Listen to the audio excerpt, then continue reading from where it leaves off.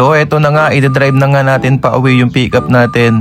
Pickup yarn, angas mo ya. Yo guys, finally ito na nga at i-release na ang ating pickup. By the way, bago daw pala to i-release, kailangan magsagot muna ako dito ng exam 1 to 100 yan guys. Triton nga pala pinili natin mga sa para tatagos kahit saan. By the way, tansya ko nga pala mga 1 to 2 hours yan bago ma-release. Pero meron naman dyang kape saka mga biskwit. Lamay yarn. So bali ito nga guys, chinecheck ko muna yung gulong dyan guys, baka mamaya may edges. At ito nga, tinawag agad ako ng agent namin para dinidistract niya ako para di ko makita yung hinahanap ko. Sabi niya, ipapalo ko to sa'yo kapag hindi ka pa tumigil dyan sa ginagawa mo. At ito nga ulit guys, check ulit ako dyan guys, 20 kalikot. Kala mo talaga may bitaw. At ito na naman, tinawag na naman ako ng agent. Sabi niya, wag ka na dyan, ang dami mo na naman kinakalikot dyan. Sasakay kita dito sa trunk bed, ang luwag niya no. Sabi niya, buksan mo.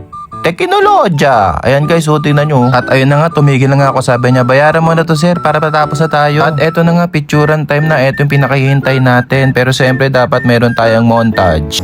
Youngster na I'm a big boss, pera nakagoma, 2 sprays bago lumabas, maaroma. Dama mo sa ora, malakas, walang boka. Bolen ako kahit walang bola. At ayun na nga mga ya, pauwi na ako niyan. Nasa expressway na kami niyan. Kinakabahan ako niyan kasi wala nga pala tong RFID. Buti na lang pinapasok pa rin ako ng teller. Sabi niya, gawa ka na rin ng promissory letters ha. At eto na nga ya, nagsulat na nga ako dito. And then nagbayad ako ng 500 dyan para load na rin. Tapos kinabit na nila. And eto na, pauwi na naman ako. Tuwan-tuwa ka na naman ya.